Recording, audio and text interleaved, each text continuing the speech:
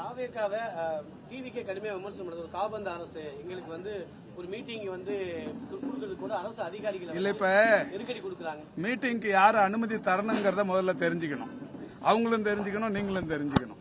இப்ப தேர்தல் இல்ல கோட் ஆஃப் கான்டக்ட் அவரும் தெரிஞ்சுக்கணும். கோட் ஆஃப் கான்டக்ட் அப்ளிகபிள் ஆனதுக்கு அப்புறமா எந்த நிகழ்ச்சியா இருந்தாலும் ஒரு 48 மணி நேரத்துக்கு முன்னாடி ஸ்வேதாங்கிற ஒரு ஆப் வந்து கொடுத்துருக்காங்க அரசியல் கட்சிகளுக்கு.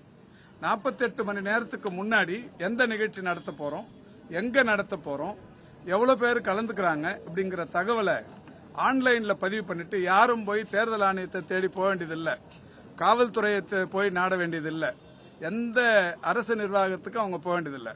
இந்த ஸ்வேதா அமைப்புல வந்து பதிவு பண்ணிட்டாங்கன்னா 48 மணி நேரத்தில் அவங்களுக்கு அனுமதி தானாவே கிடைச்சிரும். இப்படி இருக்கும்போது இதுக்கும் அரசுக்கும் என்ன சம்பந்தம் இருக்கு? இது அவர் தான் சொல்றாருன்னா நம்மளும் கேட்டுக்கலாமா?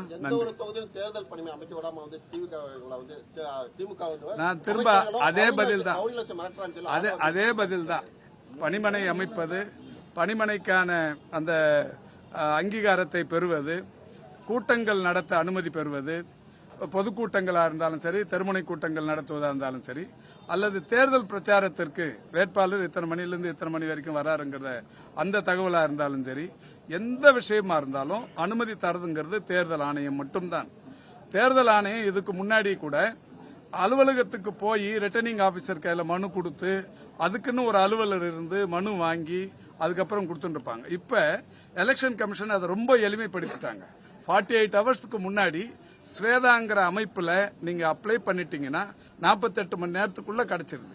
48 மணி நேரத்திற்கு உள்ள, அதாவது 20 மணி நேரத்துல 18 மணி நேரத்துல கொடுக்கற எந்த அனுமதி கேட்டு கொடுக்கற கடிதமும் ரிஜெக்ட் பண்ணிடுறாங்க. அதுக்கு வந்து திமுகவும் அரசும் என்ன வகையில பொறுப்பெடுத்துக்க முடியும்? அனுமதிகள் கொடுத்த பிறகுதான் மாநகராட்சி பள்ளம் தோண்டப்பட்டு அங்க பேருக்கெல்லாம் தடுப்பு ஏற்பட்டதாக சட்டம் முடிக்கிறாங்க பெரம்பூர்ல அனுமதி கடிதம் கொடுத்த பிறகு இல்லங்க, கடிதம் கொடுக்கறது நீங்க மாநகராட்சியில கொடுக்கவே வேணான்னு சொல்றேன், தேர்தல் ஆணையத்திலையும் கூட கொடுக்க வேணான்றேன். இல்ல, நான் சொல்றத முதல்ல உள்வாங்கிக்குங்க. எங்கேயும் போய் எந்த கடிதமும் கொடுக்க வேணான்றேன். ஸ்வேதாங்கிற அமைப்புல நீங்க அனுமதி வாங்கினா போதும். அனுமதி கடிதம் வாங்கினதுக்கு அப்புறம் எங்கேயாவது ஏதாவது நடந்திருக்கான்னு கேட்டு சொல்லுங்க. அனுமதி கடிதம் தேர்தல் ஆணையத்தால் அனுமதித்ததற்கு பிறகு இவங்க இங்க தேர்தல் அலுவலகம் அமைச்சிருக்காங்க, இல்ல தேர்தலுக்கான பிரச்சாரத்துக்கு அனுமதி வாங்கியிருக்கிறாங்கிற அனுமதி கிடைச்சதுக்கு அப்புறம் அரசு அதிகாரிகள் ஏதாவது அவங்களுக்கு தொல்லை கொடுத்திருக்காங்களான்னு கேட்டு சொல்லுங்க. அதுக்கான ஆதாரம் தான் சொல்லுங்க. இல்ல, அது இல்ல, கேட்டு சொல்லுங்க. என்ன தொல்லை கொடுத்தாங்க, எதுக்கு அனுமதி வாங்கியிருக்கிறாங்கன்றத கேட்டு சொல்லுங்க சார். அவங்க சொல்றதே சொல்றீங்களா, நாங்க சொல்றதை கேட்டுக்க மாட்டேன். இல்ல, நான் தான் பதில் தெளிவா சொல்லிட்டேன். தேர்தல் ஆணையம் இதுல ரொம்ப எளிமைப்படுத்தி ஒரு ஆப் ரிலீஸ் பண்ணி இப்ப அரசியல் கட்சிகள் வந்து அலையக்கூடாதுங்கிறதால அவங்களே ஒரு நல்ல விஷயத்த பண்ணிருக்கிறாங்க. இதுக்கு முன்னாடி எல்லாம் தேர்தல் ஆணையத்துக்கு போனோம், மாநகராட்சிக்கு போனோம், காவல்துறைக்கு போனோம், அனுமதி வாங்குறதுக்கு அலையணும். இப்ப அதெல்லாம் ஒண்ணுமே இல்ல. 48 மணி நேரம் மட்டும்தான் அவங்களோட விதிமுறைகள். 48 மணி நேரத்துக்கு முன்னாடி கொடுத்தீங்கன்னா எந்த அனுமதி வேணாலும் கொடுத்துருவாங்க. அந்த இடம் கூட நம்ம கொடுக்க முடியாதுங்க, இடத்தை அவங்க நேற்றுக்கு தேர்தல் ஆணையம் தெளிவுபடுத்திருக்கிறாங்க. சென்னையில 200 சில்லற வந்து தெருமுனை கூட்டங்கள் நடத்துவதற்குரிய இடங்கள், 100 சில்லற இடங்கள் வந்து 144 சம்திங் இடங்கள் வந்து பொதுக்கூட்டங்கள் நடத்துவதற்குரிய இடங்கள்.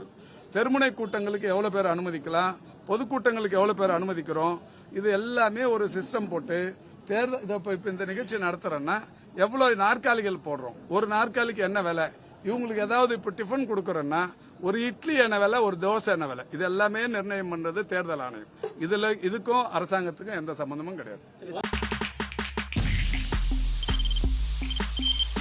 தவிர்க்க முடியாத தம்ப்நெயில்ஸ், கலக்கலான கண்டென்ட்ஸ், சினிமாவும் சீரியஸ் பிரச்சனைகளும், பல வருடங்கள் இடைவெளிக்கு பிறகு இந்த படத்துல ஒரு கலகலப்பும் கைகலப்பும், Me too, love you. Thank you so much. Mass ஏத்துறது போயிட்டே தான் இருக்காரே தவிர பிரேக்கே இல்லாமல் பிரேக்கிங் நியூஸ் சொல்லும் தந்தி டிவி ஆப். இன்ஸ்டா தலைமுறை வரை இறங்கி அடிக்கும் தந்தி டிவியின் டிஜிட்டல் எக்ஸ்க்ளூசிவ். அது தண்ணிக்குள்ள போகும்போது ஹேங் ஆயிடுச்சு. உங்களுக்கு விஜய் சார் எந்த அளவுக்கு ரொம்ப பிடிக்கும்? Of course, Malayalis are huge Vijay sir fans. ரெண்டு பேருமே ரொம்ப பிடிக்கும் எனக்கு. தந்தி டிவி ஆப்பை இலவசமா டவுன்லோட் செய்யுங்க. ஃபாலோ பண்ணுங்க, சப்ஸ்கிரைப் பண்ணுங்க, என்ஜாய் பண்ணுங்க.